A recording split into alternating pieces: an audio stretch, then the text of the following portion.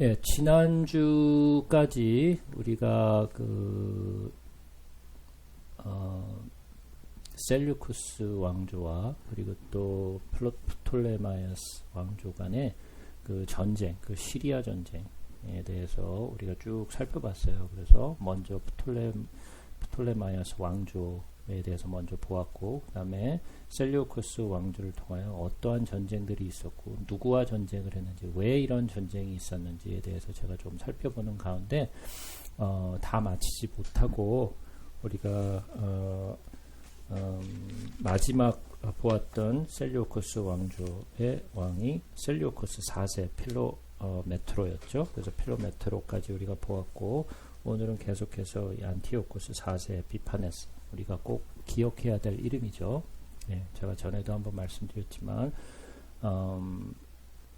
유대인을 워낙 핍박했던 셀류쿠스 왕이었기 때문에 유대 역사 가운데 최악의 왕으로 기록된, 역사 가운데 기록된 사람이며, 또 이 사람이 한 일로 인하여서 적그리스도로 상징되는 그러한 모습을 보여주었고, 또 이 왕으로 인하여 마카베오 전쟁이 시작되죠. 그렇죠? 그래서 많은 일들이 이 왕을 통해서 시작돼요. 그래서 우리는 이 왕을 조금 더 살펴보면서 도대체 왜 이 왕이 그런 일을 하였는가, 그리고 또 이 왕이 어떠한 일들을 했는가를 우리가 조금 더 살펴보도록 하겠습니다.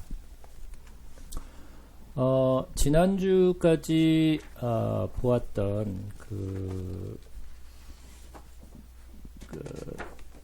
셀류커스 4세 필로메트로가 헬리오도로스에게, 총리였던 헬리오도로스에게 암살당하게 되죠. 그래서 그것으로 이제 마쳤는데, 그 셀류코스 4세가 암살을 당한 후에 그 다음에 안티오코스가 이제 왕위에 오르게 되는데, 사실은 이 안티오코스 4세가 원래는 왕위에 오르는 것이 아니었어요. 왜냐하면 셀류코스 4세의 였던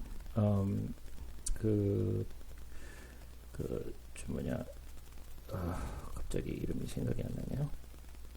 아들이 있는데 그 아들이 원래 왕위에 올라서야 되는데 그 아들이 올라서지 않고 이 안티오코스 4세가 그 왕자를 어떻게 보면 탈취를 한 거죠. 자기 조카가 원래 왕위에 올라가야 되는데 그 조카의 자리를 밀어내고 자기가 그 왕위에 올라서게 되죠. 근데 그렇게 했어야 되는 안티오코스 4세는 물론 자기의 욕심도 있었지만 그 자기 형, 그러니까 셀류코스 4세가 자기 형이었죠. 그래서 4세를 헬리오도로스에게 그 원한이 있기 때문에 자기 형을 암살해서 죽였으니까, 그래서 그에 대한 복수를 하기 위해서도 자기 왕위를 찬탈하게 되죠. 그래서 이 시대에 그 이집트에서는 프톨레마이오스 6세가 집권을 하고 있었죠. 그래서 안티오코스 3세, 저희가 지난 시간에 이야기했던 안티오코스 3세의 대왕이라고 얘기를 했었죠. 안티오코스 3세가 그 영토 확장을 굉장히 크게 하려고 했었고, 또 로마와의 전쟁을 치렀었죠. 그래서 그런 많은 일로 인하여서 로마와의 전쟁에서 대패를 함으로써 그 빚을 지게 되었다 그랬었죠. 그래서 로마가 이 셀류쿠스 왕조에게 그 배상금을 물게 했죠. 전쟁 배상금을 물게 했죠. 그래서 그 전쟁 배상금이 굉장히 많았어요. 그래서 안티오코스 3세가 그걸 다 갚지 못했고, 셀류코스 4세도 다 갚지 못했고, 비로소 안티오코스 4세에 와서 그거를 갚게 돼요. 그거를 갚게 되는데, 이 안티오코스 4세는 안티오코스 3세가 로마의 전쟁에서 짐으로써 볼모로 잡혀갔었어요. 로마에. 그래서 로마에 한 12년 정도간 거기서 머물면서 로마가 어떤 나라라는 것을 자기 눈으로 똑똑히 보았고, 또 거기에서 로마의 어떤 문화도 배웠고, 정치, 뭐 많은 것들을 보게 되죠. 그러니까 견문을 어떻게 보면 쌓게 된 거죠. 그래서 이 안티오코스 4세는 로마에 대한 두려움이 있었어요. 아, 로마가 이런 나라구나라는 굉장히 두려움이 있어요. 그때 당시에 로마는 막 급상승하는 그런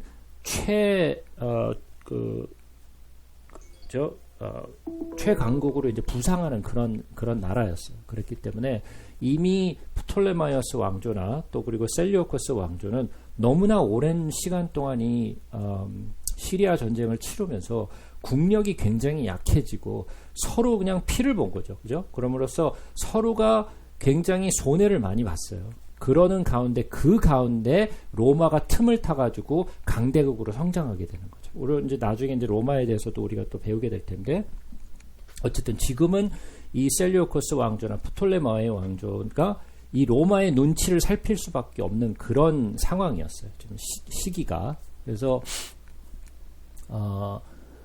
프톨레마이오스 6세가 이 안티오코스 4세에게 이제 코엘라 시리아나 팔레스틴 쪽이나 또 이런 페니키아 쪽에 그 땅을 요구했어요. 이거 내 땅이다. 그러고 요구를 많이 해서 셀류코스가 그거를 왕조에서 그거를 쉽게 땅을 내줄 이유가 없겠죠. 그래서 이것을 갖다가 이 셀류코스 왕조와 프톨레마이오스 왕조가 이 땅을 놓고 권리 싸움을 하다가 야 그러면 우리 그 로마에게 중재를 좀 하게 하자. 로마를 가운데다 놓고 로마 사람들한테 야 이거는 누가 가져야 오르냐. 그래서 중재 요청을 했어요. 근데 중재 요청을 했는데 로마에서 우리는 너희들의 일에 상관하고 싶지 않다. 그래갖고 이거를 어느 쪽도 편을 들지 않고 그냥 손을 그냥 씻어버렸어요. 그러니까 결국은 어쨌든 또 이제 전쟁을 또 치르게 되는 거죠. 근데 그러던 가운데 제가 아까 말씀드렸듯이 BC 한 173년 정도에 안티오코스 4세가 로마가 안티오코스 3세에게 배상을 물었던 그 배상금을 다 갚아요. 드디어 엄청난 배상금이었죠. 그 배상금을 다 이제 갚고 그러다 보니까 너무나 많은 돈을 배상금으로 다 주다 보니까 이 창고가 다 빈 거죠. 돈이 없는 거예요. 나라에 돈이 없는 거예요. 이 경제가 돌아가야 되는데 이 돈을 다 끌어다가 배상금을 주는 바람에 나라의 그 국고가 그냥 탈탈탈탈 다 털리니까 돈이 필요한 거예요. 그러니까 안티오코스 4세가 돈을 어떻게 해서든 징수하게 나라가 돈을 벌 수 있는 방법은 세금 징수하는 것밖에 없거든요. 세금을 징수하든지 아니면 무슨 어디를 가서 나라를 쳐갖고 거기서 빼앗아 갖고 오든지 그 둘 중에 하나인데 어떻게 해서든 돈을 국고로 끌어들여야 되니까. 근데 워낙 많은 사람들에게 이거를 갖다가 세금을 때려버렸잖아요. 왜냐하면 이 돈을 로마에게 갚아야 되니까. 그러다 보니까 사람들은 피폐해지고 돈은 없는데 돈을 자꾸만 더 세금을 더 내라 그러니까 그 셀류코스 왕조가 다스리고 있던 그런 영토에서는 당연히 사람들이 불만이 막 불 끌듯이 일어나겠죠. 왜냐하면 없는데 나라에서 도와주지는 못할 망정 계속해서 세금을 때리니까. 그러니까 사람들에게 입장에서 이 셀류코스 왕조에 대한 그 어떤 불신임 그리고 또 어떤 불만들이 막 쌓여가기 시작했어요.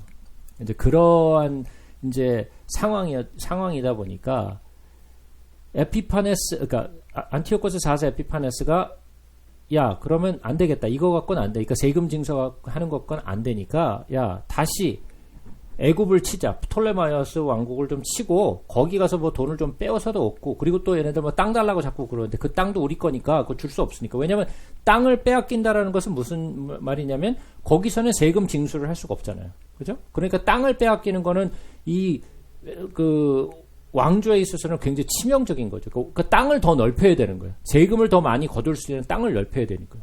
어떻게 해서든 땅을 확장을 시키기를 원했죠. 그래서 이 안티오코스 4세가 이 프톨레마이오스 왕조를 이제 치고 들어가요. 그때 당시만 해도 프톨레마이오스 5세가 아직 그 통치를 하고 있을 때였고, 그 다음에 프톨레마이오스 6세가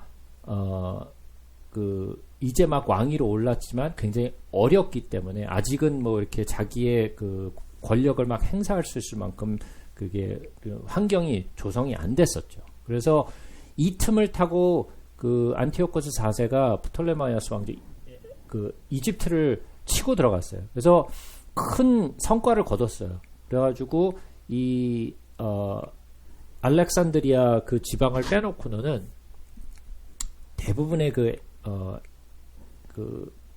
이집트의 땅을 점령을 했었어요.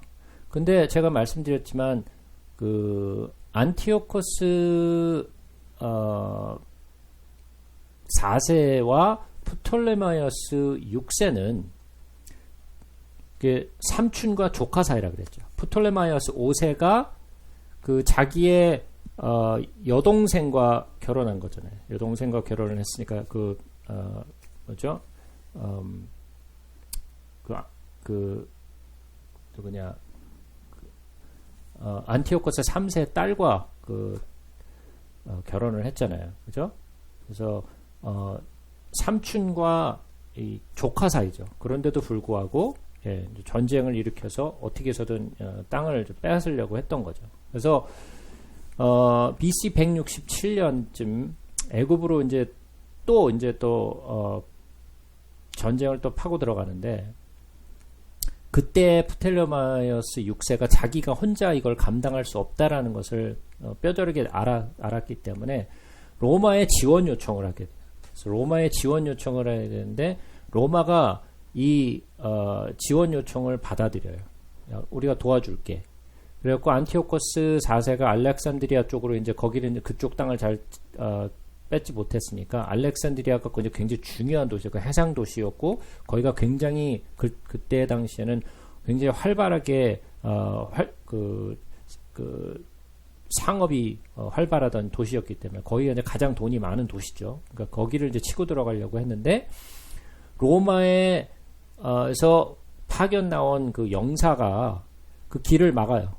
너 여기 들어오지 마. 그래가지고 로마의 레이아네스 그 총독이 그 시리아군에게 너 여기 너희들 들어올 수 없어. 그러니까 여기에서 빨리 나가. 그래가지고 어쩔 수 없이 이 안티오코스 4세가 후퇴를 해서 나오게 돼요. 자기가 원해서가 아니라 로마 때문에 거기를 진격해 들어가죠. 조금만 들어가면 다 여기를 다 빼앗을 수 있는데, 그래서 프톨레마이어스 왕조를 다 빼앗을 수 있었는데 로마 때문에 이게 계획이 다 실패로 돌아갔잖아요. 그러다 보니까 굉장히 실망을 많이 했죠. 근데 그때 당시에 어떤 일이 있었냐면은 로마의 그 총독이었던 레이나스 장군이 원을 하나 이렇게 그려놓고, 예? 이 안티오코스 4세를 서 있는 거기다 원을 하나 그려놓고 이 원을 나오기 전에 결정해. 돌아갈 건지 로마하고 싸울 건지 결정을 해. 그렇게 좀 모욕적인 그런 행동을 하게 된 거죠. 그러니까 자기 입장으로선 지금 이제 막 이집트를 조금만 진격해서 들어가면 자기 땅으로 만들 수 있는데 이 로마 앞에서 동그라미 하나 그려놓고 거기 나오기 전에 결정해. 그러니까 이 자기가 그 셀류커스의 왕조의 그 최고의 권위자로서 자존심이 왕창 상했잖아요. 근데 함부로 또 로마에게 대적하기는 좀 자기가 겁나고, 그러니까 어쩔 수 없이 내가 후퇴하겠다 그러고 결정을 하고 이제 후퇴를 하게 되는데 자존심 상했죠. 자기 계획 다 틀어졌죠. 그러니까 상당히 기분이 안 좋았죠. 예? 돌아오면서 상당히 기분이 안 좋았어요. 그랬기 때문에 이 알렉산드리아에서 굴욕을 참고 결국은 돌아올 수밖에 없었죠. 그런데 우리가 지도를 보시면 아시겠지만 이집트에서 이 시리아 쪽으로 이렇게 올라가기 위해서는 꼭 거쳐야 되는 길이 있는데 그것이 시나이 반도를 지나서 애굽에서 탈출했을 때 그 경위를 똑같이 이렇게 가서 올라가잖아요. 그래서 시나이 반도를 지나가지고 어디를 타고 올라가게 되냐면 예루살렘 쪽, 이스라엘 쪽으로 올라가게 돼 있어요. 그래서 이스라엘을 올라가서 그 다음에 이제 시리아 쪽으로 이렇게 가게 돼 있거든요. 그러다 보니까 올라가는 길에 뭐가 있느냐? 예, 예루살렘이 거기 딱 버티고 있는 거죠. 그러니까 예루살렘에 딱 도착해가지고 거기서 화풀이를 다 해버려요. 거기서 자기가 모욕 받은 것, 자기가 계획에 실패한 것에 대한 어떤 그 분노를 갖다가 이 예루살렘에다 다 그냥 쏟아 부었어요. 그러다 보니까 참혹한 짓을 거기서 하게 되는 거죠. 그래서 이 안티오코스 4세 에피파네스가 했던 이런 모든 일이 유대인들에게 있어서는 최악의 참상이었어요. 그래서 이 예루살렘에 살고 있던 많은 또는 이스라엘에 살고 있는 많은 유대인들이 박해를 당하는 것에 대해서 이것이 역사적으로 치욕적인 것으로 잊혀지지 않는 자기네들이 잊어서는 안 될 두 번째 그런 일이 되는 거죠. 제일 첫 번째 유대인들이 치욕적이고 그리고 참지 못하고 가장 흥분하는 사람이 한 사람 더 있었어요. 그 누구였죠? 네? 네, 이렇게 물어봤는데 대답을 못하니까 왜 대답을 못하냐 그러고 제가 막 호통을 쳤던 거죠. 근데 네? 그거는 에피파네스는 지금이고 이전에 근데 왜 호통 안 치고 이렇게 부드럽게 네 그렇죠 하고 넘어가느냐 이게 이제 불만인 거죠. 하만이었죠. 하만이었죠. 하만이 그 유대인들을 다 쓸어버리려고 했었잖아요. 그죠? 물론 그건 이제 바벨론 쪽에 이제 있었던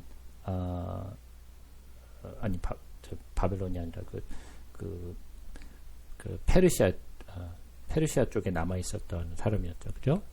그래서 그 에스더서를 공부하면서 우리가 이야기를 나눴었죠. 그래서 하만 장군이 유대인들을 그냥 말살시켜버리려는 그런 계획을 세웠었다가 에스더 때문에 결국은 오히려 자기가 당하게 되는 그런 일이 있었잖아요. 그러니까 그때도 하만 장군이 그 유대인들을 다 멸절시키려는 계획을 갖고 있었죠. 그래서 지금까지도 하만 그러면서 지금까지도 발을 쿵쿵거리면서 그 하만 장군 저주받을 자 뭐 이러면서 지금까지도 그러고 있죠. 근데 그 사람이 첫 번째 사람이었고 두 번째는 이 바로 안티오코스 4세 에피파네스가 잊혀지지 않는 그런 왕이죠. 그죠? 그래서 정말 예루살렘에서 그 저지른 그 악한 일들은 정말 역사 속에서 정말 잊혀지지 않는 그런 것이었죠. 근데 그에게 있어서 명분이 있었는데 어떤 명분을 가지고 있었냐면 자기가 다스리는 모든 그 땅에서는 모두가 헬라화 돼야 된다라는 거예요. 왜냐면 이게 그 안티오코스 그러니까 셀류코스 왕조도 결국은 그리스 왕조. 그죠? 다시 말해서 그 알렉산더 왕으로부터 계속 내려온 거니까. 그죠? 그래서 헬라화해야 된다는 것을 이제 명분으로 삼아서 왜 너희들은 그 헬라의 그 문화를 따르지 않느냐? 왜 너희들의 그 문화를 따르냐? 이제 이것이 명분이었는데 사실은 그건 하나의 명분일 뿐이고 첫 번째는 예루살렘 안에 있는 이 성전에 돈이 있다. 그 성전 안에 돈이 있다. 금과 은이 그 안에 있다라는 것을 그 생각해서 그것을 뜯어내기 위한 하나의 그것이 진짜 명분이었고 이 헬라화 되지 않았다라는 것은 하나의 그냥 명분을 쌓은 거죠. 자기가 이제 치고 들어가서 이렇게 막 이런 일들을 할 수 있었던 것이요. 그래서 그 유대인들이 그때만 해도 이제 그 프톨레마이어스 왕조나 또 그가 그 셀류커스 왕조에서 어느 정도는 보장을 해줬어요. 그들이 이제 자기 종교와 자기들의 그 신앙을 지킬 수 있도록 이렇게 보호를 해줬는데 안티오코스가 이거를 다 패해버린 거죠. 그리고 다 헬라화하라 그러면서 유대인들이 가장 싫어하고 할 수 없는 것들을 강요하게 돼요. 근데 사람들은 저항하겠죠. 자기의 신앙을 지키기 위해서 난 그럴 수 없다. 그러니까 그 저항하는 모든 사람들을 다 죽여버리죠. 그래서 다 죽여버리는데 그냥 죽여버리는 게 아니라 아주 잔인하고 아주 끔찍한 그런 방법을 사용해서 이렇게 막 학살을 하게 돼요. 그래서 한 22,000명 정도 되는 군대를 이끌고 들어가가지고 예루살렘에다 파견을 시켜놓고 거기서부터 이제 막 예루살렘 성으로 들어가자마자 수천 명에 되는 사람들을 다 학살해버려요. 대량 학살로 해버리고 여자와 아이들은 다 노예로 팔아버리고 성을 막 무너뜨리고 그렇게 해서 느헤미야가 겨우내 BC 444년에 그 성벽과 그걸 다 중수했잖아요. 그걸 갖다 다 무너뜨려 버리고, 예. 그 폐허가 된 곳에서 이제 시리아군이 그 다윗성을 이제 차지하게 되죠. 그래서 안티오코스 4세가 그쪽에다 파견시켜 놓은 군대와 총독에게 칙령을 내리게 돼요. 그래서 어떤 칙령을 내렸느냐 하면 여러 가지 이제 칙령들을 내렸는데 10가지 칙령을 내렸는데 어떤 칙령을 내려면 유대인들은 이방인들의 관습을 따를 것, 성소 안에서 번제를 드리거나 희생제물을 드리거나 술을 봉헌하는 따위 예식을 하지 말 것, 안식일과 기타 축제일을 지키지 말 것, 성소와 성직자들을 모독할 것, 이교의 제단과 성전과 산당을 세울 것, 돼지와 부정한 동물들을 희생제물로 잡아 바칠 것, 산의 아이들에게 할례를 주지 말 것, 온갖 종류의 음란과 모독의 행위로 스스로를 더럽힐 것, 율법을 저버리고 모든 규칙을 바꿀 것, 이 명령을 따르지 않는 모든 자들은 사형에 처합니다. 이런 이 칙령을 내린 거예요. 근데 요 한 가지 한 가지 내용들은 어떤 내용들이냐면 유대인들이 할 수 없는 것들을 다 적어 놓은 거예요. 이들이 도무지 할 수 없는 것들을 나열해 놓고서 이걸 하라고 한 거죠. 그러니까 이것을 쉽게 받아들일 수 없었던 거죠. 죽든지 이 말을 따르든지 이를 지금 선택해야 되는 거예요. 그러니까 자기 자신을 더럽게 하고 이 왕의 칙령을 따라가든지 아니면 신앙을 지키고 죽든지 둘 중에 하나를 선택하라는 거죠. 그래서 이 안티오코스 왕이 이런 칙령을 내려놓고서 그것을 하는지 안 하는지 감독관을 임명해가지고 그걸 감시하게 했어요. 그래서 각 도시마다, 유다에 있는 모든 도시마다 이 사람들에게 요것들을 감시하고 또 이런 돼지들을 잡아가지고 부정한 동물들을 희생제물로 바치게 만들었죠. 그러니까 성전 안에 들어가서 돼지를 잡아가지고 돼지피를 갖다가 성소 안에 들어가가지고 돼지피를 드린다고 생각해봐요. 하나님이 하지 못하게 한 것들을 하니까 거기다가 성전 안에다가 뭐를 해놨느냐?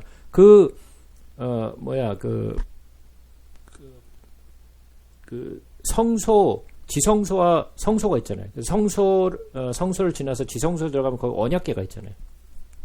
언약궤 있는 데다가 제우스 신상을 거기다 세우는 거예요. 그래서 다니엘이 했던 이야기. 그리고 또 요한계시록에 나오는 가증한 것이 하나님의 거룩한 곳에 서거든라는 이야기가 나오잖아요. 그게 이제 이때 그 가증한 것, 즉 다시 말해서 제우스의 신상을 하나님의 그 성전에다가 들여놓은 그 이야기를 하는 거죠. 예, 그래서 적그리스도의 어떤 대표적인 행위로 이게 치부가 된 거죠. 그래서 어쨌든 이제 각 곳곳마다 사람들이 이것을 지켜야 되도록 하다 보니까 유대인들을 놓고 사람들이 막 학대하기 시작하고 또 많은 곳곳 유대 방방 곳곳에서 많은 사람들이 나쁜 짓을 저지르게 돼요. 그래서 어떤 사람들은 율법을 버렸어요. 내가 살고 봐야지 지금 율법이 중요한 게 아니다. 율법 버려. 그래서 율법을 버린 사람들도 많았어요. 살기 위해서. 근데 어떤 사람들은 이 칙령을 피하기 위해서 피난을 가기도 하고 어떤 사람은 죽기도 하고 어떤 사람은 율법을 버리고 그냥 그 칙령대로 하던 사람들도 있고 그래서 결국은 그 기슬레월 15일 기슬레월은 몇째 달이죠? 기억하시는 분 있나요? 기슬레월. 예. 기슬레월은 9번째 달이에요. 9번째 달. 9번째 달이니까 우리의 달력으로는 언제죠? 그 종교력과 우리의 달력과는 몇 달 정도가 차이가 있어요.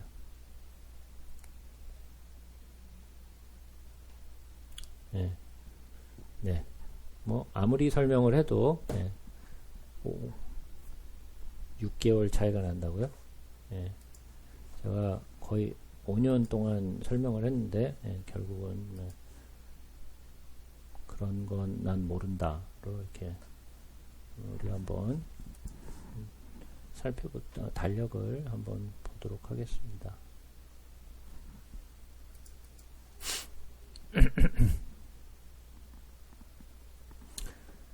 우리가 이 달력을 다 외울 필요는 없는데, 다 외울 필요는 없는데, 그 몇 개의 달력의 달은 좀 그래도 좀 아셨으면 좋겠어요. 제가 그걸 사실은 몇 번을 제가 설명을 했는데, 오늘 또 한 번 또 설명하죠. 뭐.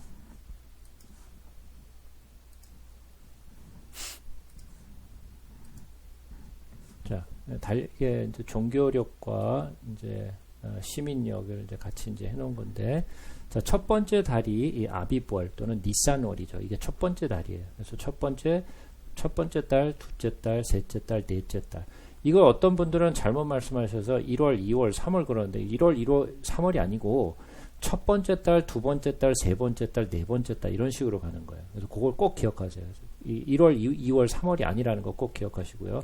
그래서 여기 첫 번째 달을 보시게 되면 요 위에 이제 이것이 우리의 달력이에요.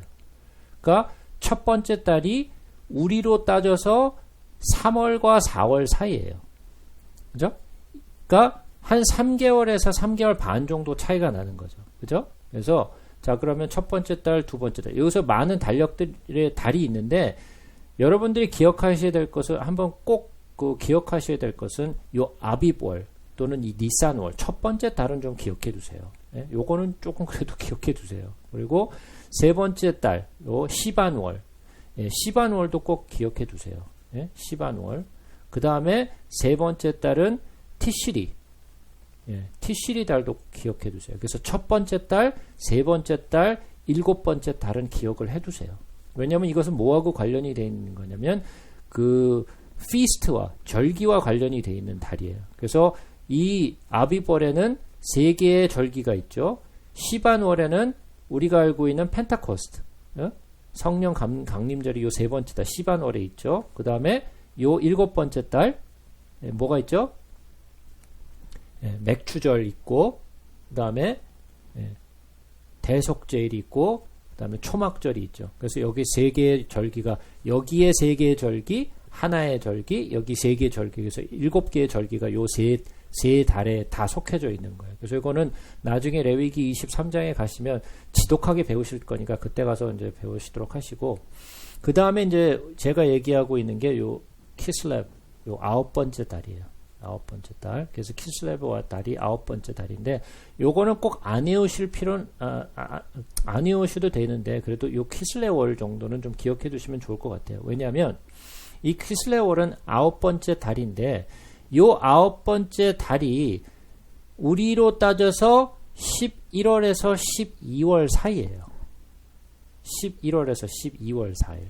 그러니까, 제가 좀 전에 말씀드렸던 기슬레월 15일이라 그랬죠. 기슬레월 15일이라 그랬는데 그 기슬레월 15일이 거의 그 우리의 12월 중순 정도 되는 거예요. 12월 중순 정도. 그렇게 일단은 아시면 되겠어요. 그래서 이 기슬레월 15일에 안티오코스가 그 제우스상을 거기다 이렇게 똑 이제 갖다 놓게 되는 거죠. 그래서 사람들이 그때 당시에 여러 유다의 근방에 있는 사람들이 그 이방신 제우스 신을 세워다 놓고 거기서 이제 막 향을 피우고, 율법은 발견되는 대로 그냥 다 찢어버리고 불살라 버리고, 율법서를 가지고 있다가 들키면 사형을 당하게 되는 거예요. 그러고 또 막 여러 도시에서 막 권력을 막 휘둘면서 막 사람들을 막 모질게 막 학대하고 죽이고 막 이런 일들이 뭐 비일비재하게 있게 되죠. 그래서 매달 25일에 이런 그 제우스 신상 앞에서 막 희생 제물을 막 바치게 만들었어요. 그래서 어떤 유대인들에게 있어서 할례는 엄청나게 중요한 거잖아요. 모든 남자아이들은 아브라함 때부터 시작해서 계속해서 할례를 받았어야 하잖아요. 근데 할례를 받게 한 어머니, 그리고 또 할례를 만약에 아이에게 줬다. 그러면 그 엄마와 아기까지 다 목을 매달아 죽여버렸어요. 발견되는 대로 할례가 행해졌다. 그러면 엄마와 아기를 둘 다 목매달아 죽여버렸어요. 그것뿐만이 아니라 그 할례를 베푼 사람, 그게 누구 됐든지 할례를 베푼 사람까지 찾아내서 그 사람까지도 목매달아 죽여버리는 그런 잔인한 일들을 했어요. 그러니까 어떤 사람들은 신앙을 지키기 위해서 죽음을 맞이한 사람들, 그 죽기로 작정을 하고 그것을 행한 사람들이 있었고, 또 어떤 사람들은 율법을 버리고 그냥 그 칙령을 따라 산 사람들이 있다고 얘기했었죠. 그래서 이제 이런 내용들을 이제 보시면 우리가 이제 성경을 잠깐 좀 보도록 하죠. 다니엘서를 잠깐 가서 보죠. 다니엘서.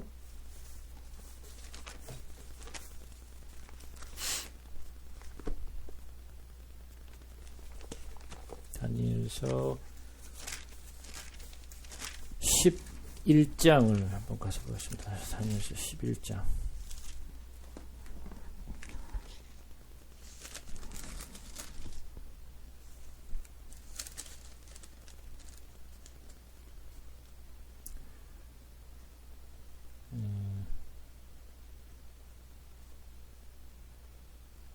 다니엘서 11장 20절부터 한번 보죠.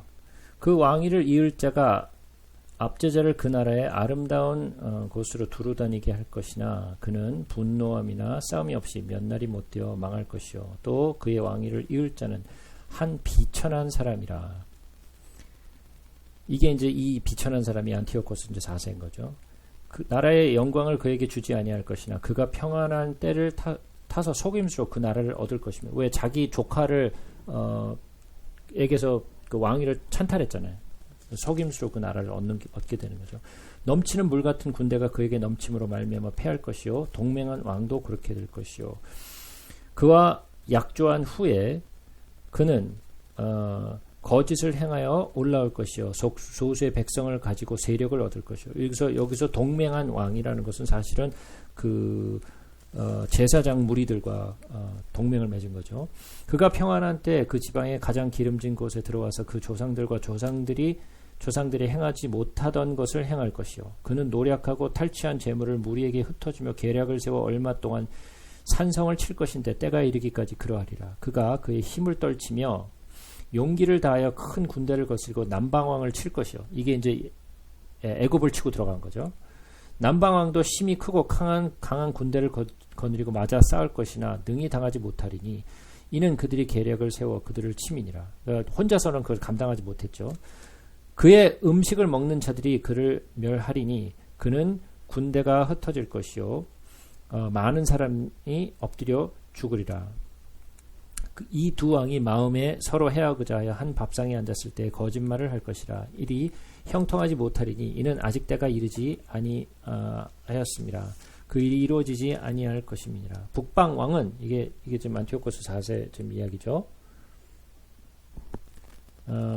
많은 재물을 가지고 본국으로 돌아가리니 그는 마음으로 거룩한 언약을 거스리며 자기 마음대로 행하고 본토로 돌아갈 것이며. 이게 이제 그 악한 행위를 하고 돈을 막 다 있는 대로 다 뜯어가지고 자기 나라로 돌아간 이야기를 하고 있는 거죠. 그래서 이런 이제 내용들이 이제 쭉 여기 이제 11장의 마지막 내용들을 보시게 되면 그 내용들이 이제 쭉 기록이 되어 있는 거예요. 그래서 마카비 이제 혁명이 일어나는 것까지의 내용이 이 안에 지금 다 다니엘서의 요 내용 가운데 지금 다 들어 있는 거예요. 그러니까 45절까지 계속 읽어보시면 이것이 바로 이제 그 안티오코스가 했던 일에 대한 내용이 그대로 기록이 되어 있는 거예요. 그러니까 다니엘이 했던 이 예언이 오랜 시간이 지나고 나서 이제 이것이 성취가 된 거죠. 그러면 다니엘은 언제 시대라 그랬죠? 네? 다니엘이 활동했던 시대는 언제예요? 다니엘은 언제 바벨론으로 갔어요? 그렇죠. 첫 번째 느부갓네살 왕이 쳐들어와가지고 포로로 잡아갔을 때 그때잖아요. 그러면 그때가 언제였죠? 그렇죠. BC 606년이었어요. 자, 그러면 지금 몇 년이죠? 지금 뭐 130년 정도 가까이 됐잖아요. 그죠? 예. 그러니까 지금 600년도에 에서 뭐 그때 끌려갔었으니까 그때로 해서 고레스가 그 이스라엘 사람들에게 돌아가라라고 했을 때가 언제였어요?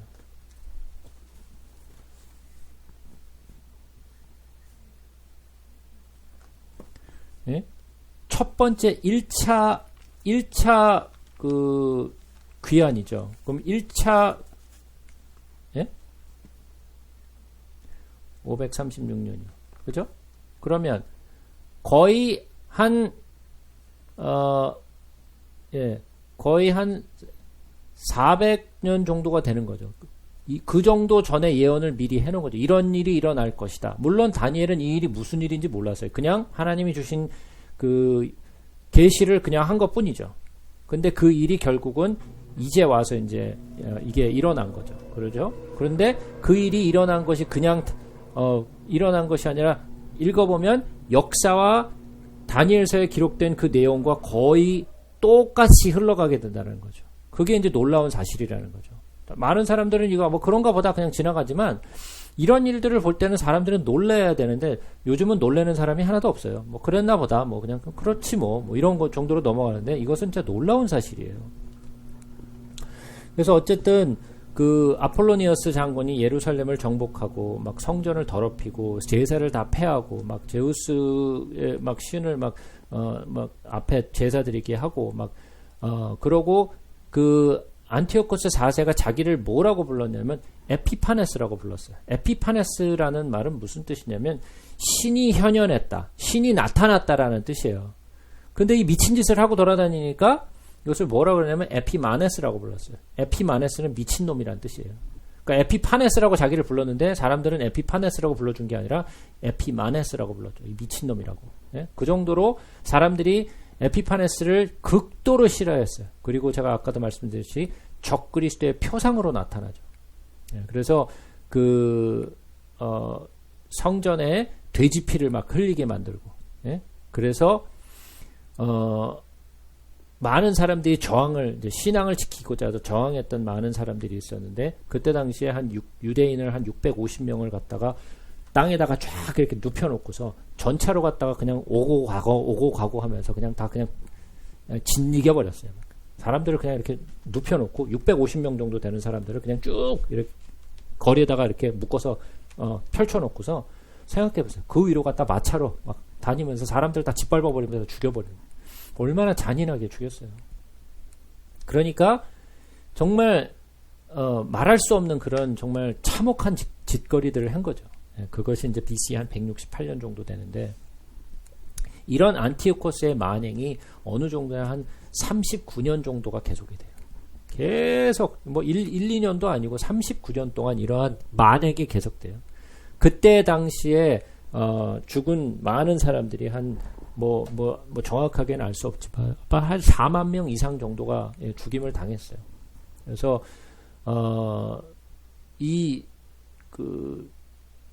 이러한 참혹한 상황에서도 자기의 신앙을 지키겠다고 꿋꿋이 지키려고 했던 사람들이 있었죠. 그래서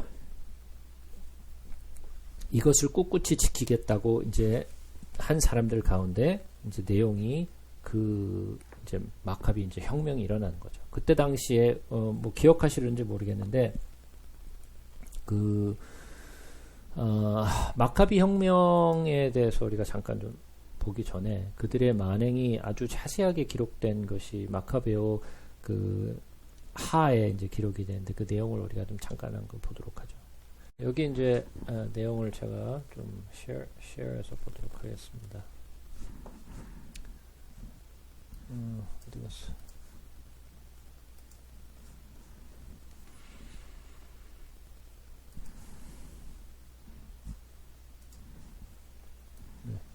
보이시나요? 네, 너무 크네요. 또. 네, 7장의 이제 내용에 보시게 되면 이게 마카베오 하 7장이죠. 그래서 이제 7형제를 둔 이제 어머니의 이야기가 이제 여기 나오죠. 그래서 모두 왕에게 체포되어서 채찍과 가죽끈으로 고문을 당하고 율법에 금지되어 있는 돼지고기를 먹으라는 강요를 받죠. 그래서 그들 중에 하나가 대변자로 나서서 우리를 신문에서 무엇을 알아내려는 거냐, 우리의 조상의 법을 어기리니 차라리 죽고 말겠다, 이 말을 듣고 왕이 이제 화가 나서 솥과 가마에 불을 달구라고 명령을 하죠. 그래서 당장에 솥과 가마를 뜨겁게 달궈 가지고 남은 형제들과 어머니 눈앞에서 왕은 그 대변자로 나섰던 사람의 혀를 잘라요. 그리고 머리카락을 밀어버리고, 이 머리카락을 민다라는 것은 가장 수치스러운 일이에요. 예. 완전히 폐인이 되었지만 아직도 생명이 붙어있는 그를 왕은 뜨겁게 달군 솥에 넣어버리라고 명령해요. 사람을 갖다가 뜨겁게 솥을 달군 상태에서 거기다 그냥 넣어버리는 거예요. 한번 생각해 보세요. 끔찍한 일이죠. 예? 솥에서 연기가 사방으로, 그러니까 타는 거죠. 그 안에서 사람이, 그죠? 솥 안에서 사람이 타고 들어가는 거예요. 연기가 나는 거죠. 막 그래갖고 이렇게 막 연기가 확 나고 있는데 어머니와 형제들이 서로 격려하고 우리 고상하게 죽자. 이거 이렇게 돼지 피를 돼지를 먹느니 우리는 죽자 그냥. 자, 하나님이 우리를 지켜보고 계시고 우리를 치근하게 여겨 주실 테니까 우리는 이거를 율법을 버리지 않고 우리 죽겠다. 그래서 이제 첫 번째 맏형이 이제 그렇게 해서 태워서 죽임을 당하고, 둘째 아들을 끌어내죠. 머리카락째 벗겨냈어요. 그러니까 머리 가죽을 그냥 벗겨내 버린 거예요. 그러니까 칼로 갖다가 머리를 갖다가 가죽 쫙 근 다음에 그걸 그냥 가죽을 벗겨낸 거죠. 동물 가죽 벗겨내듯이. 생각해 보세요. 사람의 이 피부를 그냥 이렇게 그냥 뜯어낸 거죠. 그냥 결국은 산채로. 생각해 보세요. 사람이 생각할 수 없는 일이에요, 정말. 예, 내 사지를 다 잘라내기 전에 돼지고기를 안 먹겠느냐? 그랬더니 절대 못 먹겠다. 예? 그렇게 고문을 하고 나서 결국은 죽여버리죠. 예? 그래서 이 나쁜 것들아. 그러고 결국은 죽음을 맞이하게 돼요. 세 번째 아들이 고문을 당하죠. 혀를 내밀라는 말도 혀를 내밀을 뿐만 아니라 용감하게 손을 내밀면서 엄숙하게 말다. 하나님께 받은 이 손과 발을 하나님의 율법을 위해서 내던진다. 그러므로 나는 손바발을 하나님께 다시 받으리라 희망을 갖는다. 이 말을 듣고 왕은 그의 부하들까지도 고통을 조금도 아프게 생각하지 않은 그 젊은이의 용기에 놀랍게 생각하였다. 그러나 죽여버리죠. 셋째도 죽여버리고 넷째 아들도 같은 방법으로 죽여버리죠. 마지막 순간에 왕이 와서 이렇게 얘기하죠. 나는 지금 사람의 손에서 죽어서 하나님께 가서 다시 살아날 희망을 품고 있거든. 그래서 난 죽는다. 그러나 나는 너는 부활하여 너는 부활하지 못할 것이다. 이렇게 하는 거죠. 다음에는 다섯째 아들이 끌려가서 고문을 받죠. 당신도 언젠가는 죽을 인간인데 인간을 지배함이 무엇이든지 하고 싶은 대로 하고 있어. 하지만 하나님이 우리가 이렇게 고통받고 있다고 해서 하나님이 우리를 버렸다고 생각하지 말라. 당신은 하나님으로부터 벌을 받을 것이다. 그리고 또 다섯째도 죽었어요. 여섯째 아들이 끌려나왔죠. 거의 죽어가면서 이렇게 말하죠. 착각하지 마시오. 우리가 이렇게 고생을 하는 것은 우리 하나님 자신의 하나님께서 죄를 지었기 때문입니다.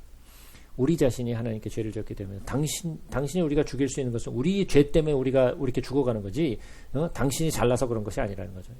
우리는 이런 놀라운 재난을 받게 됩니다. 그러나 하나님의 도전한 당신이 아무 벌도 받지 않으리라고 생각하지 마십시오. 예. 그의 어머니의 행동은 놀라운 것이었고 모든 사람이 길이 기억할 만한 훌륭한 것이었다. 어머니는 단 하루 동안 7 아들이 모두 죽는 것을 지켜보고 주님께 희망을 걸고 있었기 때문에 그 아픔을 용감히 견뎌내었다. 그 어머니는 거룩한 생각을 마음속에 가득 품고서 여성적인 마음을 남성적인 용기로 북돋워서 자기 나라 말로 아들 하나하나를 격려하면서 이렇게 말했다. 너희들이 어떻게 내 뱃속에서 생기게 됐는지 나도 모른다. 너희들은 목숨을 주어 살게 한 것은 내가 아니며 너희들의 신체의 각 부분을 제자리에 붙여준 것도 내가 아니다. 너희들은 지금 너희들 자신보다 하나님의 율법을 귀중하게 생각하고 있으니 사람이 출생할 때 그 모양을 만들어주시고 만물을 형성하게 하신 창조주께서 자비로운 마음으로 너희들의 목숨과 생명을 다시 주실 것이다. 그러니까 안티오코스가 자기가 멸시당했다고 생각하고 어머니의 말 중에 자기에 대한 욕설이 있지 않나 의심을, 왜냐하면 히브리 말로 했으니까. 마지막 아들은 아직도 살아있었다. 그래서 왕은 그가 만일 조상들의 관습을 버리지 않는다면 재물을 많이 줘 행복스럽게 해줄 것이라 뿐 아니라 자기의 친구로 삼고 높은 관직까지 주겠다고 하면서 말을 타이르기도 하고 맹세로서 약속까지 했어요. 그러나 젊은이는 그 말에 조금도 귀를 기울이지 않고 왕은 그 어머니를 가까이 불러 소년에게 충고하여 목숨을 건지게 하라고 권고하였다. 왕의 권고를 오래 듣고서 어머니는 자기 아들을 설복시켜보겠다고 했다. 그러나 어머니는 그 잔인한 폭군을 조롱이나 하듯이 자기 아들에게 가까이 가서 자기 나라 말로 이렇게 말하는 것이다. 내 아들아, 내 어머니를 불쌍하게 생각하여라. 나는 너를 9달 동안 뱃속에 품었고 너희는 너에게 3년 동안 젖을 먹였고 지금 내 나이에 이르기까지 너를 기르고 교육하고 보살펴왔다. 애야, 내 부탁을 들어다오. 하늘과 땅을 보아라. 그리고 그 안에 모든 것을 살펴라. 하나님께서 무엇인가를 가지고 이 모든 것을 만들었다고 생각하지 말아라. 인류가 생겨난 것도 마찬가지라. 이 도살자를 모하지 말고 내 형들에게 부끄럽지 않게 아는 태도로 죽음을 달게 받아라. 그러면 하나님의 자비로 내가 너희를 너희 형들과 함께 다시 맞이하게 될 거야. 왜? 부활을 기대하고 있었으니까. 이 말이 끝나자마자 당신들은 무엇을 그렇게 꾸물거리고 있어? 나는 모세와 우리 선조에게 준 율법을 하라는 대로 할 뿐이요 왕이 하라는 대로 절대 못하겠어. 히브리인들을 괴롭히고 온갖 종류의 재난을 꾸며낸 당신은 하나님의 손길을 절대 벗어나지 못할 것이요 우리는 죄 때문에 고통을 당하고 있어. 살아계시는 하나님께서 우리를 채찍으로 고쳐주시려고 잠시 우리에게 화를 내셨지만 말라기 이후로 화를 내셨죠. 하나님께서는 다 끝내 당신의 종들인 우리와 화해하실 것이요 하실 것이죠. 그러나 당신은 불경스럽고 모든 사람 중에 가장 더러운 인간이요 하나님의 아들들에게 손을 대며 공연히 우쭐대거나 터무니없는 망상으로 자만하지 마시오. 당신은 모든 것을 보시는 전능하신 하나님의 심판에서 손길에서 벗어나지 못할 것입니다. 우리들의 형제들은 잠깐 동안 고통을 받은 후 하나님께서 약속해 주신 영원한 생명을 실컷 누리겠지만 당신의 그 교만한 죄와 하나님의 심판을 받아서 응분의 벌을 받게 될 것입니다.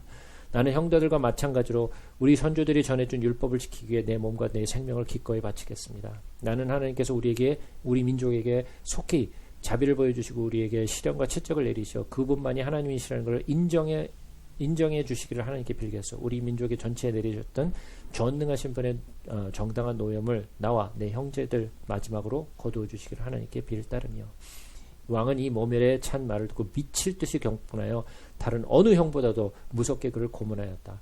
이렇게 하여 젊은이는 더럽혀지지 않고 오려이 주님만을 믿으면서 죽어갔다. 그 어머니도 아들들의 주의를 따라 결국은 죽고 말았다. 이교도들의 희생제물을 거절한 이야기와 극심한 고문의 이야기는 이 이야기로서 마치기로 하자. 예. 그래서 이 이야기는 바로 에피파네스 4세가 어떻게 유대인들을 학대했고 어떻게 죽였는가에 대한 하나의 단편적인 모습을 보여주는 글이죠. 그래서 이 마카비서를 읽으면서 정말 이렇게 잔인하게 유대인들을 죽였구나라는 것을 우리가 이제 알 수 있게 되는 거죠. 이러한 정말 유대인들이 받아들일 수 없는 율법을 거절하고 자기들의 그 명령을 따르라는 이러한 일들을 정말 참아낼 수가 없었어요. 그래서 이에 맞대어서 일어난 사람이 바로 마따디아였죠. 그래서 이 역사 속에서는 뭐라고 되냐면 마카베우스 리볼트라 그래요. 마카베우스 리볼트라 그러는데 마카베우스 리볼트라는 건 그건 무슨 뜻이에요? 반란이란 뜻이죠. 반란이란 뜻이에요. 마카베오의 반란. 그러나 유대인들에게 있어서는 반란이 아니에요. 이것은 독립을 위한 자기들의 신앙을 지키기 위한 독립을 위한 전쟁이었지 반란이 아니었어요. 그러나 역사 속에서는 마카베우스 the revolt라고 기록을 하고 있죠. 그러나 유대의 역사 속에서는 절대로 revolt라는 말을 사용하지 않아요. 이것은 독립 전쟁이죠. 그래서 마카베오가 어떻게 독립의 전쟁을 이루어 나가는지에 대해가 이제 나오게 되는 거죠. 그래서 이러한 극심한 학대와 또한 이런 참혹한 상황을 만들어낸 안티오코스 4세 이 에피파네스 때문에 결국은 뭐가 일어나느냐? 결국은 마카베오의 전쟁이 이제 일어나게 되는 거예요. 그래서 이때 당시에 유대인을 헬라화하게 시키기 위해서 안티오코스가 그렇게 부단히 노력을 했지만 이 하시딤 같은 유대인들이 정통파가 탄압을 하면 할수록 그들은 저항을 했고 그들은 신앙을 지키기 위해서 죽어갔고 그래서 이러한 것들을 하게 되죠. 그래서 제가 하나의 그림을 보도록 하죠.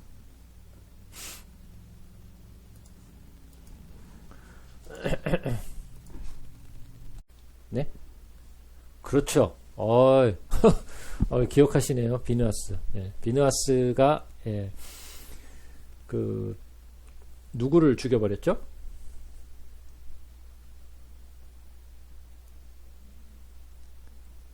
예, 모압 여자들과 노란한 사람을 창으로 배를 뚫어가지고 그 이스라엘 사람과 그 모압 여자를 갖다 그냥 다 배를 다 꿰뚫어가지고 죽여버리죠. 그래서 하나님의 마음을 시원케 했다라고 성경에 기억을 하죠. 그죠? 그런 비슷한 일이 이제 여기서 이제 이런 거죠. 자기의 열심을 하나님 앞에 보인 거죠. 그래서 마따디아가 거리로 나서가지고 율법에 열심히 있고 우리들의 율법을 지키기 위해서 살고자 하는 사람은 나를 따라라. 나와 같이 가자. 여기 있으면 이제 왕이 와서 다 죽여버릴 테니까 그렇게 개죽음을 당하느니 우리 차라리 끝까지 율법을 지키고 싸워서 끝까지 버티다가 거기 죽자. 그래서 많은 사람들이 재산이고 집이고 뭐고 다 내려놓고 그냥 그 길로 그냥 피신을 가죠. 그래서 하나님의 정의와 율법을 지키기 위해서 많은 사람들이 그 가축들만을 이제 데리고 그냥 아주 간단한 물건 먹을 거 조금 해가지고 챙겨가지고 거기로 이제 광야로 이제 피해서 이제 도망을 가게 되죠. 그러니까 이 보고가 당연히 이제 왕의 이제 다윗성에 있었던 예루살렘에 있던 이 총독에게 보고가 들어갔죠. 당장에 그 보고가 들어가서 군대를 몰고 이제 쫓아오죠.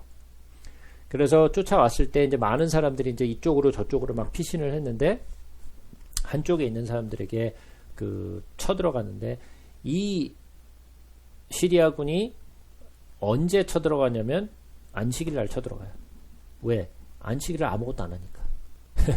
안식일 날 이 사람은 무기를 이렇게 들 수가 없어요. 왜냐하면 그거는 율법을 어기게 되는 거잖아요. 예?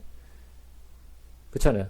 안식일에는 아무 일도 하면 안 된단 말이에요. 안식하는 날이기 때문에 일부러 안식일에 치고 들어갔어요. 안식일에 치고 들어가니까 뭐 아무것도 못하지 뭐. 다 죽여버렸어요. 그러니까 근데 물론 무리들이 이제 여러 곳에 흩어져 있으니까 이제 그 군대가 이제 쳐들어간 그 한쪽에 있던 사람들은 그냥 멸절을 당했지. 그냥 한 무리가 완전히 그 자리에서 그냥 다 죽어버렸죠.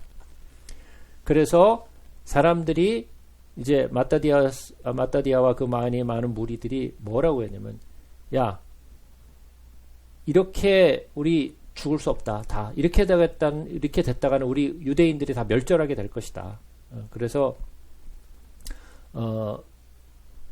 만약에 왕의 군대가 쳐들어오면 안식일이라 할지라도 우리는 맞서서 싸워야 된다. 맞서서 싸우기로 결정을 해요. 그래서 그래야 우리가 유대인이 다 몰살당하지 않으니까 자 그러면 안식일에 쳐들어온다 할지라도 우리가 가자. 그래서 결국은 안식일에도 칼을 들게 되죠. 근데 제가 예전에 우리 구약을 하면서 아모스서를 하면서 제가 예전에 뭐 설명해 드렸던 것이 있었는데 그게 6.1 전쟁에 대해서 제가 설명드린 적이 있었어요. 기억나시나요? 예, 그리고 제가 6.1 전쟁에 대해서 꼭 제가 올려놓은 자료 읽어보라고 그랬는데 예, 한 분도 안 읽으시고 예, 그냥 넘어갔죠. 그죠? 예. 근데 6.1 전쟁의 내용을 읽어보시게 되면 팔레스타인 그리고 시리아 그리고 또 이쪽 이집트 군 여러 이제 연합군들이 이스라엘을 치기 위해서 다 그냥 대서양 쪽으로 몰아내가지고 그것들은 다 죽여버려야 된다. 그랬던 요르단과 이렇게 많은 연합군들이 쳐들어왔는데 그 연합군들이 쳐들어온 날이 바로 안식일이었어요. 왜? 틈만 나면 이것들이 들어오는 건데 안식일이에요. 왜? 안식일에는 아무것도 안 하거든. 아무것도 못 하거든요. 그러니까 이스라엘 사람들이 그 첫 번째 공습이 들어왔을 때 안식일에 들어왔을 때 사람들이 다 지하로 숨었어요. 거기는 우리나라 옛날에 한국에서도 뭐 사이렌 막 울리면은 막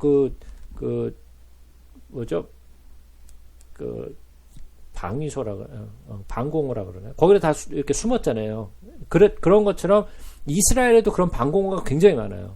전쟁을 항상 하기 때문에 방공호가 있어서 사이렌이 쫙 울리면은 사람들이 다 그 지하로 다 내려가요.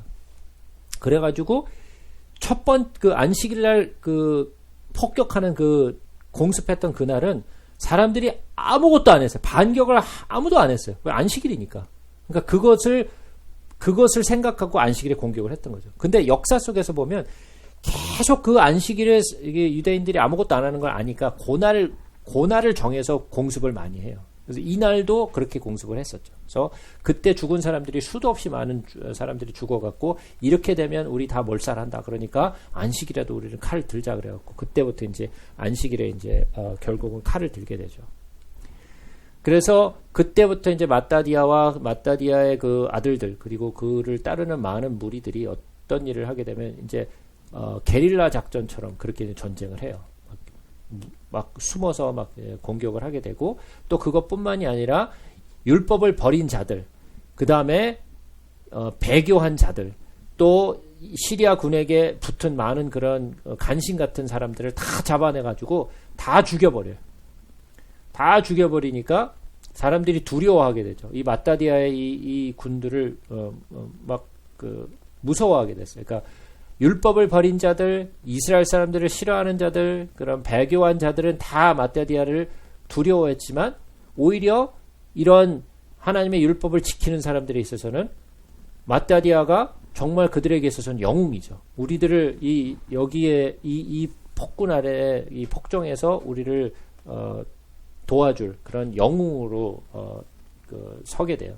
그러나 마따디아는 그때 당시에 나이가 굉장히 많았어요. 그랬기 때문에 오랫동안 전쟁을 하지 못했고 결국은 마따디아가 임종을 맞이하게 되죠. 그래서 마따디아가 이제 아들을 모아놓고서 그 마지막 유언을 남기죠.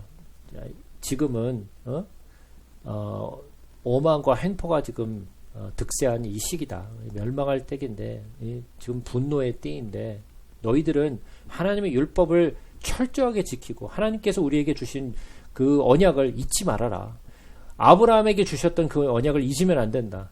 우리는 비록 여기서 죽을지라도 하나님이 우리를 지키시고 하나님이 우리에게 주신 약속은 결코 헛되지 않는다. 그러니까 너희들은 마지막 때까지 그 하나님의 율법을 지키고 믿음으로써 하나님에게 의로 인정을 받아야 된다. 그러면서 그런 유언을 하고 마지막 그 아들들 가운데 그 5명의 아들들 가운데 셋째 아들이었던 유다에게 네가 독립 전쟁을 이끌어라. 그래서 셋째 아들이었던 유다 마카베우스에게 이걸 맡기게 돼요. 그래서 그가 BC 146년에 드디어 목숨이 다해서 죽고 모딘에 나중에 묻히게 되죠. 그래서 많은 이스라엘 백성들이 그를 따랐던 많은 사람들과 그의 영향을 받았던 많은 사람들 가운데 이 마따디아스의 죽음을 굉장히 슬퍼했어요. 그리고 이제 유다의 마카베우스가 이제 드디어 이제 아버지에게서 그 이제 지도권을 받아가지고 그때부터 이제 지도자로서 이제 서게 되죠. 그래서 마카베우스라는 것은 이름이 아니고 별명이에요. 닉네임이에요. 마카베우스라는 말은 무슨 뜻이냐면 철퇴라는 뜻이에요. 철퇴. 망치 또는 철퇴라는 뜻인데 아마도 이 마카베우스가 아마 철퇴 또는 이런 어떤 망치 무기 같은 걸 아주 굉장히 잘 사용했던 그런 사람인 것 같아요. 그래서 원래 이름은 유다인데 많은 사람들이 마카베우스로 알고 있죠. 근데 마카베우스는 그냥 닉네임, 그냥 이거 별명이에요. 그래서 그 마카베우스가 마따디아의 아버지의 그 뒤를 이어서 지도자가 돼가지고 이제 그 많은 이스라엘의 그 독립군들을 이끌게 되죠. 그래서 그는 갑옷을 입고 온갖 무기를 탈취해갖고 정말 그 이스라엘 백성들을 위해서 정말 많이 싸웠죠.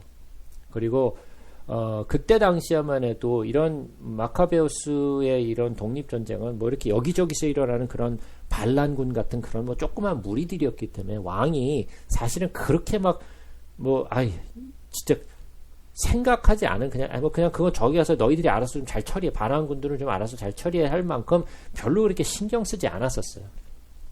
그래서 이때 이제 막 세력이 이제 막 일어서기 시작하니까 시리아의 사마리아의 총독이었던 아폴로니우스라는 사람이 이제 군대를 자기가 조직하고, 야, 이때 이제 내 이름을 지금 드러낼 때다. 이 반란군을 내가 이제 좀 제압하고, 여기서 이제 좀 왕에게 가갖고 내가 반란군을 좀 이제 제압했다라고 이제 좀 내 이름을 좀 높여야 되겠다라는 이제 작정을 하고, 이제 군대를 모아가지고, 이 이제 유다 마카베우스와 이제 그의 무리들과 이제 전쟁을 이제 치르게 되죠. 근데 여기서 전쟁 나갔다가 완전히 대패를 당하게 되죠. 마카베우스에게 완전히 대패를 당하게 되고, 이제 유다 마카베우스가 여기서 이 아폴로니우스의 칼을 차지하게 돼요. 그래서 그때 당시에는 무기가 많지 않았기 때문에 이런 전쟁에서 승리하면 그 적군들에게서 이제 탈취한 그런 이제 무기들, 이런 것들을 이제 가져와서 이제 그 무기들을 이제 사용하게 되는데, 이 유다 마카베우스가 죽을 때까지 이 아폴로니우스에게서 빼앗았던 그 칼을 가지고 죽을 때까지 그 칼을 사용해요. 그래서 많은 전쟁을 치르게 되죠. 그래서 코알라의 시리아 총독이었던 또 세론도 마찬가지로 자기도 똑같이 아폴로니우스와 같이, 야, 나도 좀 이름 이름 좀 내자. 그래서 이 잡동사니 군대를 갖다가 다 쳐부시고 우리가 이제 왕에게 가자 그래가지고 연합군을 이제 만들어요. 연합군을 이제 만들어가지고 이 유다 마카베우스하고 전쟁을 치르게 되는데, 거기에서도 마찬가지로 나갔다가 완전히 뼈도 못 추리고 거기서 이제 대패를 하게 되죠. 그래서 유다 마카베오의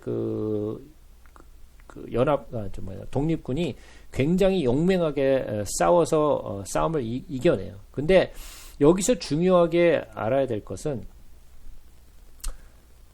마카베오가 굉장히 용감한 사람이었고 지도력이 뛰어난 사람이었던 것은 맞아요.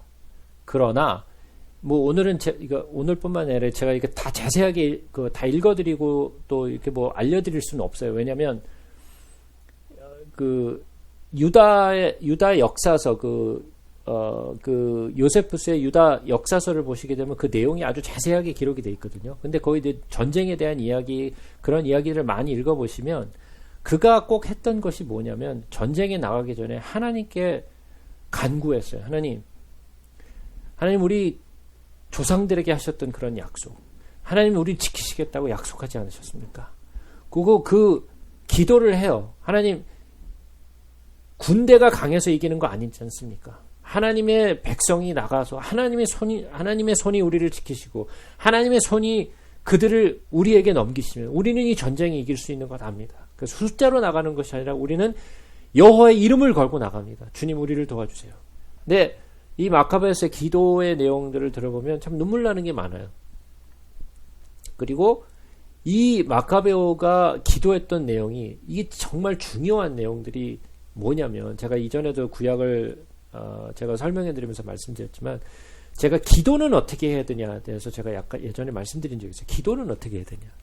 기도는 많은 사람들이 우리가 하고 싶은 기도를 많이 한다고요. 내가 원하는 것, 내가 바라는 것들을 많이 기도하잖아요. 내가 필요한 것들, 내가 원하는 것들을 갖다 놓고 맨날 하나님 이거 들어주세요, 저거 주세요, 이거 주세요, 맨날 이런 기도 많이 하잖아요.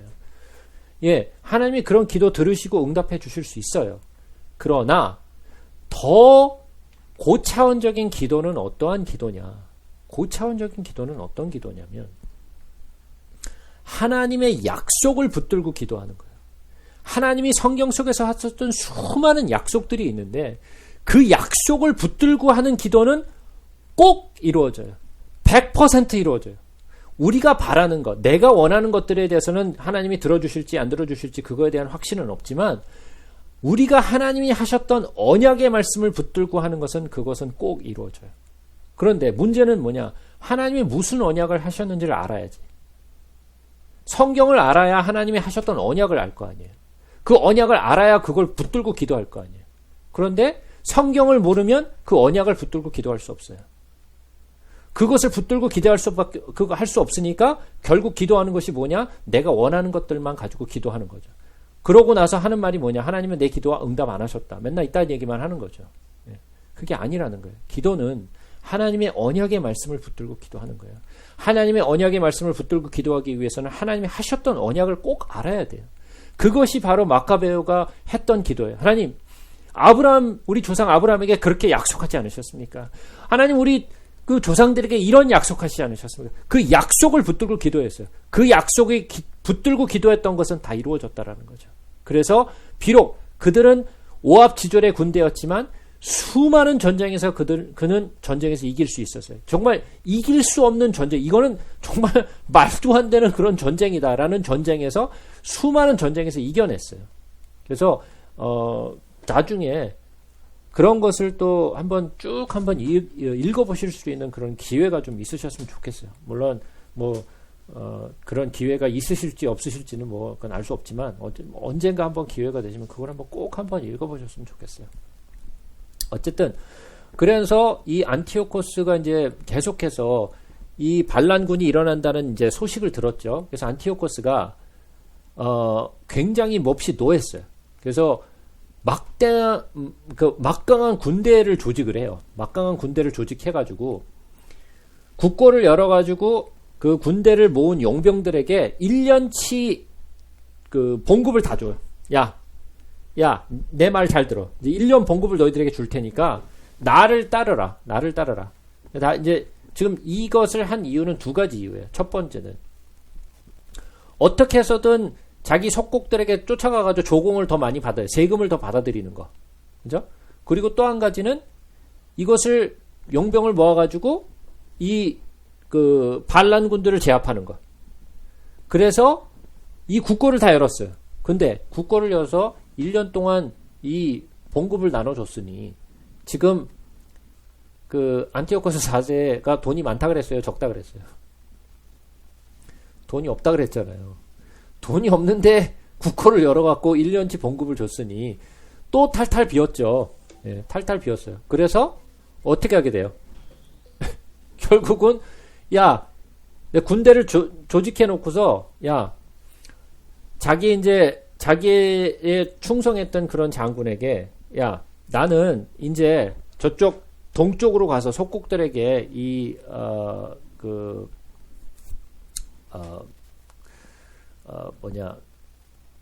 세금을 좀 더 걷어와야 되고 거기서 속국들에게서 더 이런 돈을 가져와야 되니까 너는 여기 내가 군대를 한 반을 띄워줄 테니까 너는 그 반란군들을 너는 가서 제압해. 나는 서쪽으로 가서 이 속국들에게서 전쟁을 치러가지고 더 많은 돈을 가져올 테니까 돈을 긁어 올 테니까 너는 저쪽 네가 이제 그 나머지 반 내 군대를 가지고 가서 그 동쪽으로 가서 이 반란군들을 제압해라. 그래서 리시아스라는 사람에게 군을 한 반을 이렇게 맡기고 자기는 이제 동쪽으로 원정을 가요. 그래서 둘이 이제 갈라섰죠. 한쪽은 이제 그 안티오코스는 동쪽으로 가서 그 속국들을 치려고 갔고 조공을 뺏어오려고 세금을 뺏어오려고 갔고 그 다음에 리시아스에게 이제 그 서쪽을 맡겨놓고 너는 반란군을 제압하라 그래가지고 반란군을 이제 나눠서 이제 그 둘이 이제 갈라지게 되죠. 그래가지고 그때 당시에 이 리시아스가 두 명의 이제 장군을 뽑아요. 그래서 니카노르라는 사람과 고르기아스라는 두 사람을 뽑아가지고 너는 내가 이 군대를 너에게 줄 테니까 군대를 뽑아가지고 유다 땅으로 가가지고 완전히 이것들을 그냥 멸절시켜버려. 유대인들을 다 멸절시켜버리고 돌아와라. 이제 명령을 이제 내리게 되죠. 그래서 그 니카토르와 그리고 그 고르기아스가 이제 군대를 이제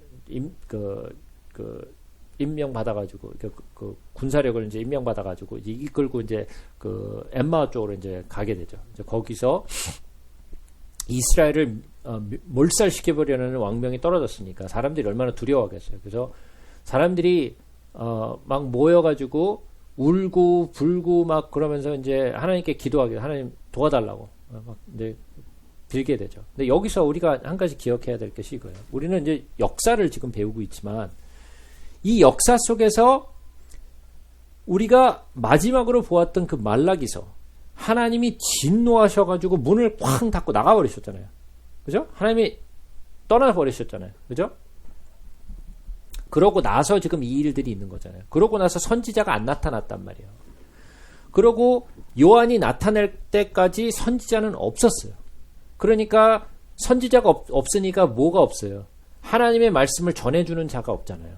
그러니까 자기 나름대로 막 생각하는 거죠. 하나님 도와달라고. 근데 마치 그 사사기 시대처럼 이런 많은 시련과 고난이 있을 때 부르짖었잖아요. 그때도. 그죠? 근데 부르짖어서 하나님이 도와주시면 또 딴짓거리하고 또 그래서 하나님이 또 사사 들어서 또 구해주시면 또 딴짓거리하고 이게 지금 사사기 역사였잖아요. 근데 이번에는 하나님이 아무 말씀을 안 해요. 그냥 이스라엘 백성들이 이 고통 가운데 이러한 정말 폭력 가운데 그냥 있도록 내버려 주세요. 내버려 주세요.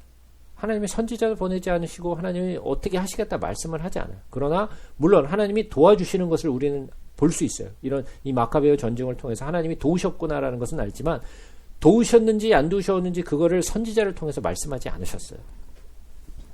그래가지고 이 사람들이 막 울고불고 하면서 막 하나님께 제사를 드리고 하나님 앞에 막 기도하면서 하나님께 부르짖죠. 그리고 막 나팔을 불고 사람들 가운데서 뭐 1000부장, 100부장, 50부장, 10부장들을 이렇게 백성들을 이렇게 막 군대를 나눠 가지고 이제 막 전쟁에 또 나가게 되죠. 그러면서 이 이방인들이 우리를 이제 우리 성소를 이제 쳐부수려고 돌아오는데 우리는 여기서 싸워서 이겨야 된다. 그러니까 우리가 하나님의 힘을 얻어서 우리가 이겨내자. 그래서 이 전쟁을 이제 나가서 결국은 쳐부수죠.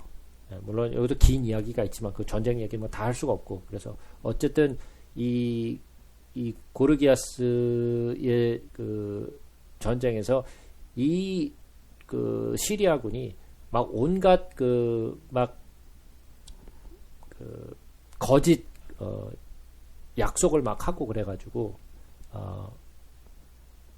결국은 막 속임수로 이겨보려고 하다가 결국은 패하게 돼요. 그래서 결국은 리시아스 군이 여기서 대패를 하게 되죠. 대패를 하게 돼요. 그래서 나중에 이 리시아스 군이 와가지고 이 예루살렘에서 그 다윗성으로 돌아와가지고 막 만약에 이 연합군들을 너희가 우리에게 넘겨주지 않으면 너희들 그냥 다 죽여버리겠다라고 막 이런 막 이야기를 하죠. 그래서 사람들이 막 두려워하죠. 그래가지고 나중에 결국은 이 리시아스 군을 다 몰아내고 이 마카베오가 결국 다시 예루살렘 성까지 쳐들어와가지고 거기서 이 성전 정화를 해요. 그래서 성전에 세워놨던 많은 이 제우스 신상과 막 더럽혀진 이런 무너진 곳, 막 그때는 막 그냥 뭐죠? 막 풀이 막 그냥 막 잡초들이 막 자라고 막 그냥 막 아무도 돌보질 않으니까 그래서 완전히 더럽혀진 것이죠. 그래서 이 마카베오가 그 예루살렘 성에 들어가가지고 이 성전과 성소 내부 수리를 다 하고 기물들을 다시 만들고 이런 어떤 분향 재단 성소를 다 갖다 놓고 제대로 된 그 성전의 모습을 다시 갖추게 되죠. 그래서 거기서 드디어 이제 향단에다가 향을 피우고 그 다음에 그 금초대에다가 불을 피우고 그래서 성소 안을 환하게 비추게 돼요. 그래서 거기다 놓고 그 떡상에다가 그 떡을 올려놓고 그 휘장도 치고 그 제사장들이 일어나서 율법대로 하나님 앞에 온전하게 번제와 제사들을 막 드리고 그러니까 사람들이 성전 회복이 됐다는 거에 대해서 막 기뻐하면서 막 이제 막 축제를 이제 벌이죠. 그래서 그 축제를 막 벌이면서 축하하는 그런 날이 그게 바로 기슬레월 25일이었어요. 그것이 기슬레월 25일 BC 164년이죠. 이 날이 무슨 날이냐? 바로 우리가 알고 있는 하누카. 요게 하누카예요. 성경 속에서는 뭐라고 나오죠? 그렇죠. 수전절이라고 나오죠. 그래서 우리가 그 크리스마스 때 비슷하게 이렇게 그 금초 때 이렇게 하나씩 끄면서 나오는 거 있잖아요. 그죠? 그게 이제 하누카죠. 그것이 바로 마카베오의 마카베오 전쟁에서 성전 회복한 그때 BC 164년에 성전을 더럽혀졌던 성전을 회복하고 그것을 회복한 기념으로 그날을 축하하고 축일로 우리가 하기로 하자 했던 것이 바로 기슬레월 25일에서 며칠 동안 할까요? 아시는 분?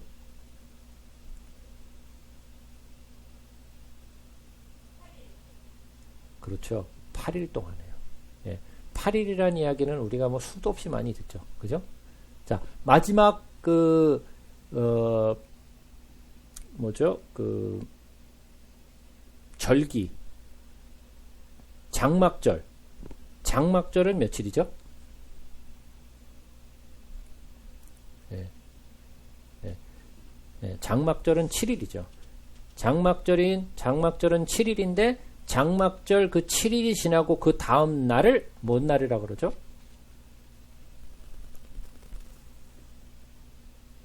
예? 그쵸. 큰 날이라고 그러죠. 큰 날이라고 얘기해요. 그것이 8일째 되는 날이고 그날 돌아가는 날이죠. 그죠? 그래서 8이란 숫자. 그래서 절기가 제일 첫 번째 절기가 뭐죠? 6월절이죠. 6월절과 붙어서 나오는 게 무슨 절이죠? 그죠. 무교절이죠. 그래서 6월절과 무교절이 합쳐져서 며칠? 8일이 되죠. 그래서 6월절 하루, 무교절 7일 해서 1 플러스 7 해서 8이 되죠. 그리고 마지막 절기 장막절에는 7일 플러스 1 해서 8이 되죠. 그래서 1 플러스 7에서 8일로 시작해서 7 플러스 1에서 8일로 끝나죠. 그래서 그 절기가 8일로 시작해서 8일로 끝나죠. 마찬가지로 이것은 하나님이 정하시는 것은 아니에요. 한우카는 하나님이 정하시는 것은 아니지만 이 한우카도 그 25일부터 시작해서 바로 이 8일 동안 축제를 벌이는 날이에요. 그래서 그때에서부터 시작된 이 수전절이 지금까지도 그 수전절이 이제 오게 되는 거죠. 그래서 그 이후에도 또 계속해서 이제 전쟁을 계속해서 치르게 되죠. 근데 그때 당시에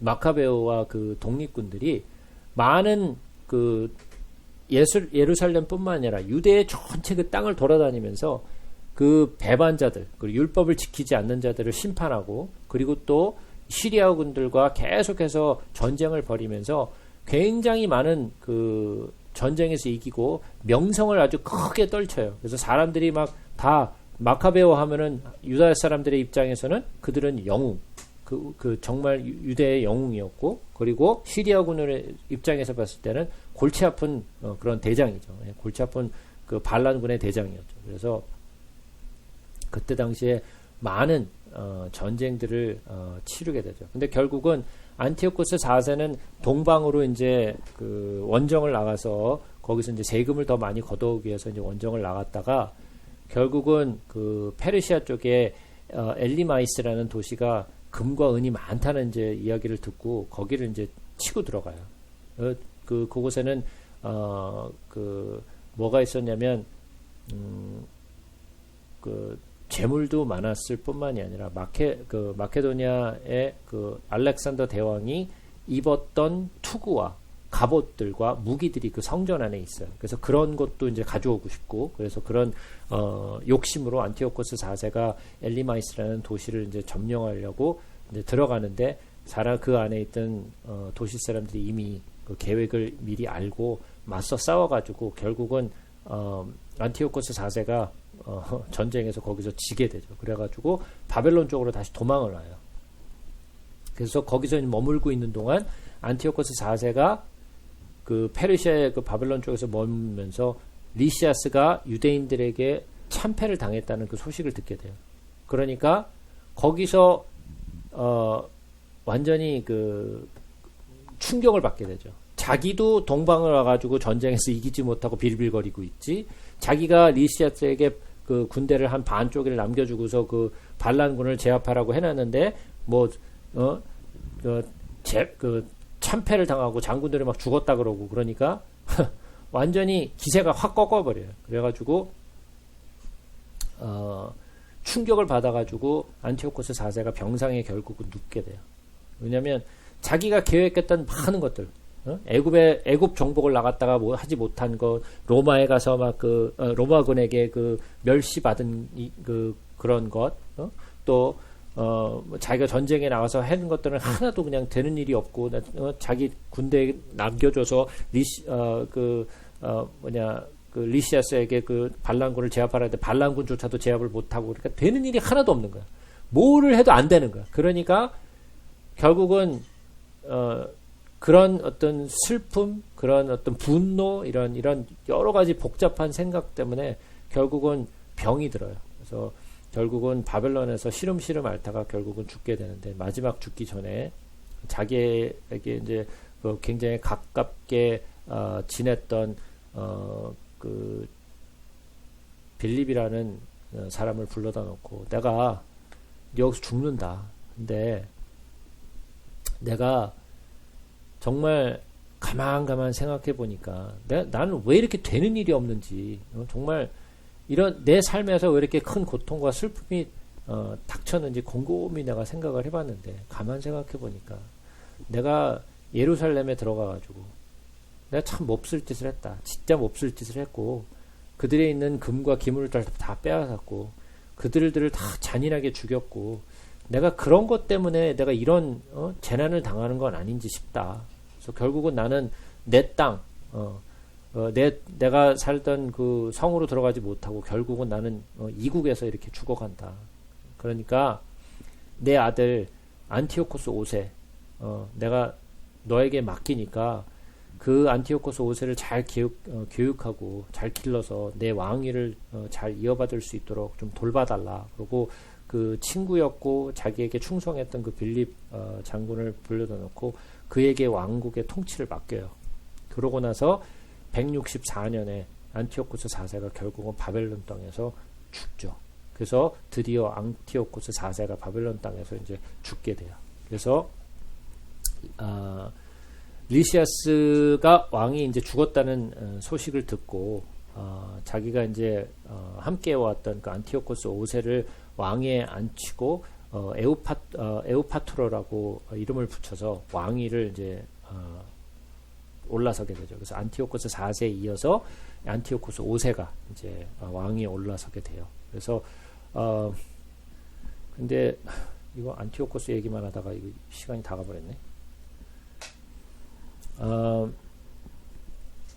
그러고 나서 결국은 이제 전쟁은 이제 계속되죠. 그래서 또 BC 163년에 돼서 예루살렘을 그 포위하고 다시 이제 그 유다 백성들을 다 그냥 그 몰살시키기 위해서 결국은 또 전쟁을 또 치르게 돼요. 그래서 또 이제 이 마카베우스와 전쟁을 이제 치르게 되는데, 굉장한 군대들을 이끌고 와요. 큰 대군을 이끌고 이제 막 이제 오게 되는데, 막 코끼리까지 이제 몰고 와요. 막 코끼리까지 몰고 와가지고 이제 그 전투를 이제 나가는데, 그 코끼리를 이렇게 전쟁하면서 그 앞에다 세워놓고 코끼리가 막 밀고 들어가니까 막 그게 이제 알렉산더 대왕이 그 인도에서 싸웠을 때 그런 전쟁을 치렀었잖아요. 그런 식으로 이제 전쟁을 치르게 되는데, 그때 당시에 그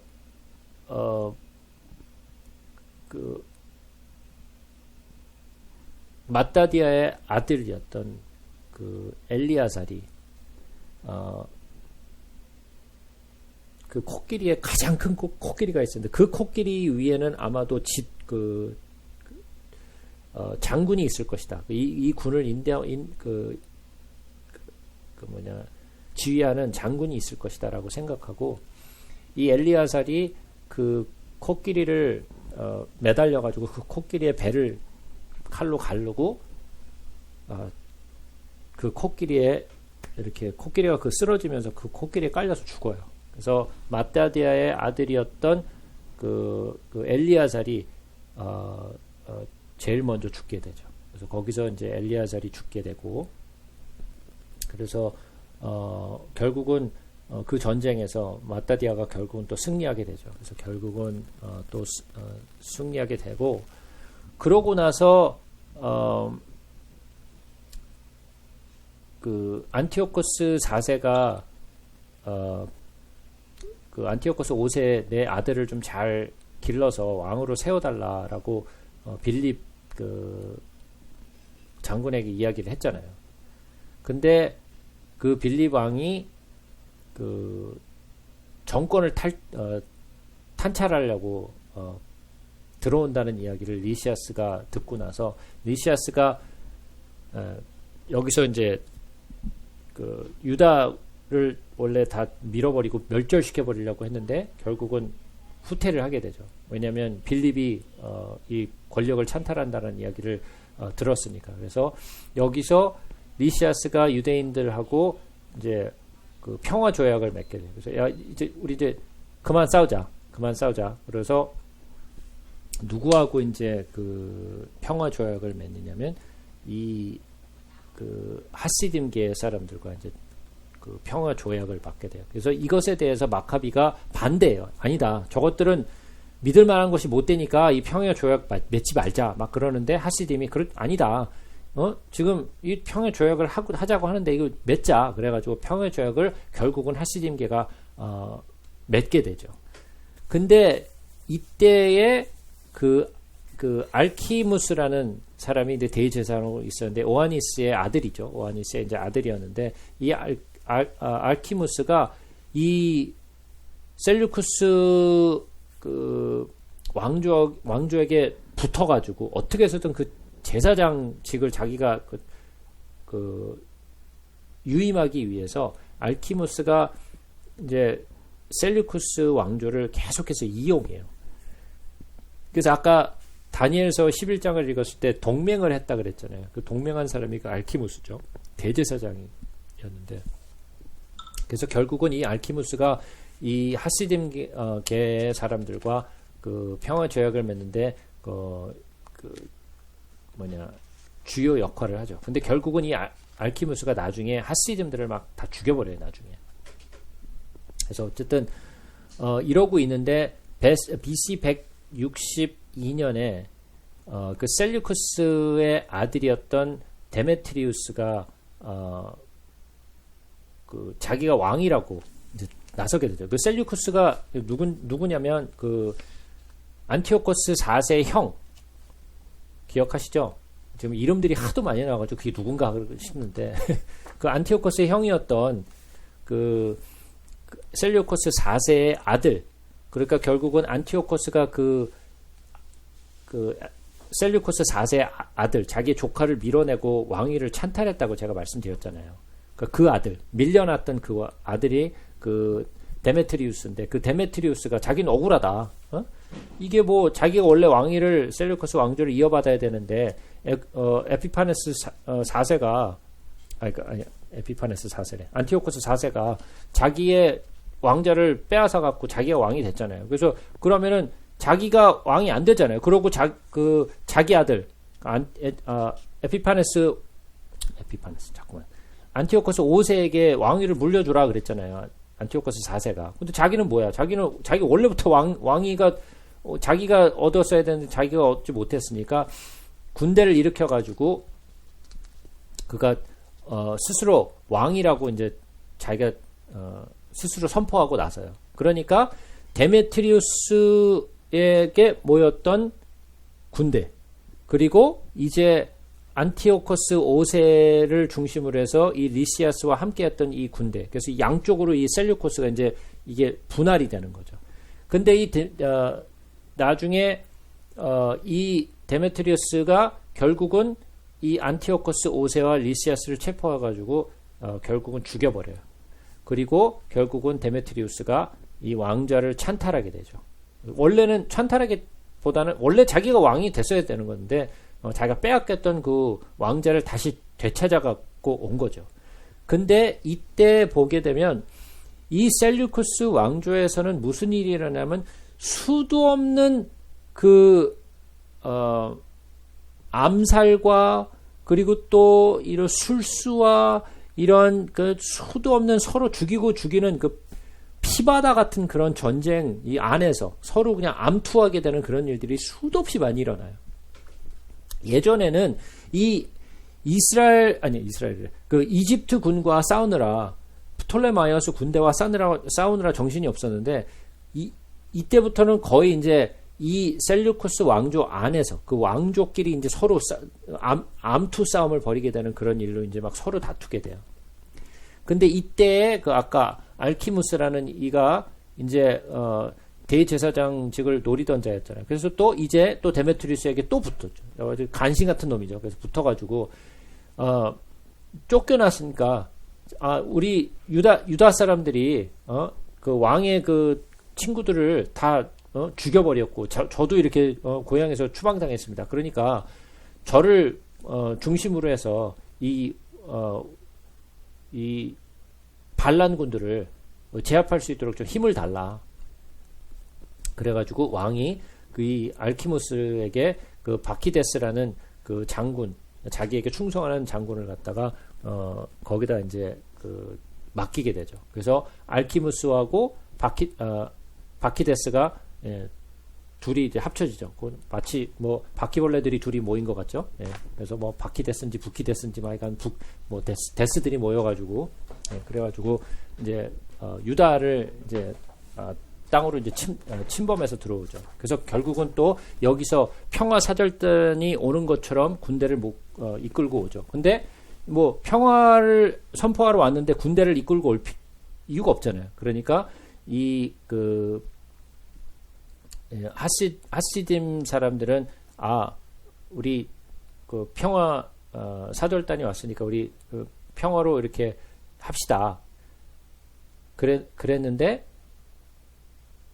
이 하시딤이 오케이 그럼 좋다 우리 평의 조약을 맺자 그러갖고 조약을 맺으러 갔다가 알키무스와 이 바키데스에게 죽임을 당하게 돼요. 그래서 다 그 하시딤들은 다 거기 가서 그 평화 조약을 맺으러 갔던 사람들은 다 죽임을 당하게 되고 결국은 이 마카베오는 아니다. 저 사람들은 절대로 평화 조약을 맺으러 온 사람들이 아니다. 그래서 우리는 저 사람들과 끝까지 싸울 것이다. 그래갖고 결국은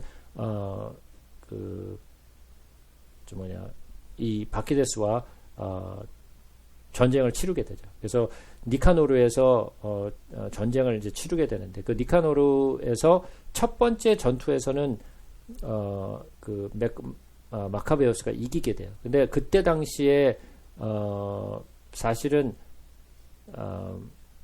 군대가 다 도망갔었어요. 이 마카베오의 군대가 다 무서워서 다 워낙 이 전력이 안 되니까 그래서 도망갔는데 결국은 마카비가 전쟁에서 이기게 되는데 그 마카비가 전쟁에서 이기기 전에 우리가 이렇게 해서는 이 전쟁을 승리할 수 없다. 그래가지고 어디에다가 편지를 써서 보냈냐면 로마에 편지를 써서 보내요. 그래서 로마에 편지를 보내가지고 우리는 로마와 동맹군입니다. 우리를 동맹군으로 여겨주시고 우리를 좀 도와주십시오. 그래서 로마에서 그 마카베가 보냈던 편지를 받고 동맹을 맺어요. 로마군이. 그래서 결국은 이 로마가 이 편지를 받고 동맹을 맺음으로써 나중에 로마가 이쪽 땅으로 이제 들어오게 되는 발판을 사실은 마련하게 되는 거죠. 근데 어쨌든 로마에게 그 편지를 보냈는데 나중에 그 답변이 오죠. 우리가 동맹을 맺고 만약에 당신이 위기에 처했을 때는 우리 로마군이 가서 도와줄 것이고 만약에 로마가 어떤 전쟁을 나갔을 때는 당신들도 군대를 보내서 우리를 도와야 된다라는 조약을 맺어요. 근데 결국은 마카베오는 이 편지를 받기 전에 그 답장을 받기 전에 죽어요. 그래서 결국은 두 번째 니카노르 전쟁에서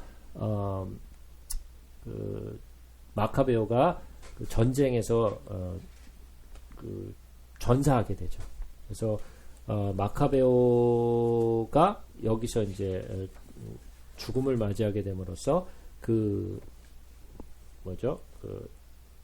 두 번째 마따디아의 아들이 죽게 되죠. 우리 한번 그 표를 한번 잠깐 보자고요. 자, 이 표를 보시게 되면 네. 이 표를 보시게 되면 여기 마따디아, 제일 처음에 시작했던 이 독립 전쟁을 시작했던 마따디아가 있죠. 그래서 마따디아에게 5명의 아들이 있었다 그랬죠. 요한이 있었고, 시몬, 그다음에 유다 마카비, 엘리아살, 그다음에 요나단이 있었다 그랬죠. 근데 아까 엘리아살이 그 코끼리의 를 칼로 찔러서 죽이고, 그다음에 그 코끼리에 깔려가서 죽었다 그랬죠. 그래서 엘리아살이 제일 먼저 죽었고, 그죠? 그다음에 두 번째로 이 유다 마카비가 전쟁에서 죽게 되죠. 그래서 지금 마따디아의 5명의 아들 가운데 엘리아살과 유다 마카비가 이제 죽게 되죠. 그래서 유다 마카비가 죽고 나서 그 지도권을 요나단이 갖게 돼요. 그래서 유다 마카비가 제일 첫 번째 마따디아에게서 지도권을 얻었다가 유다 마카비가 전사하고 나서 요나단이 막내 아들이죠. 그래서 요나단이 그 독립군을 이끌게 돼요. 근데 요나단에 대해서 설명해야 되는데 시간이 벌써 거의 다 됐네요. 그래서 오늘은 일단 요나단까지는 다 설명을 못할 것 같아서 일단은 여기까지만 제가 설명하도록 하겠습니다. 그래서 그 유다 독립 시대 요거 꼭 읽어보세요. 여기서 제가 다룰게요. 왜냐면 원래는 다른 내용들을 제가 좀 더 많이 설명해 드리려고 했는데 시간이 없어서 이걸 다 설명해 드릴 수가 없을 것 같고 그냥 여기 있는 대로 갈 테니까 여기 한번 꼭 읽어 보시고요. 그 다음에 그 하스모니안 왕조 요거 꼭 읽어 보시고요. 그 다음에 요 이두메 왕조 요것만 좀 읽어 오시면 다음 시간에 좀 도움이 되겠어요. 그러니까 여기 보면 폴더가 있는데 요 셀류쿠스 프톨레미 왕들 요 폴더만 빼고 유다 독립 시대, 이두메 왕조, 하스모니안 왕조 요 3개만 이 폴더 안에 있는 것만 좀 읽어 오시면 다음 시간에 좀 도움이 많이 되겠습니다. 자, 여기까지 그 질문이나 뭐 또 궁금하신 거 있나요?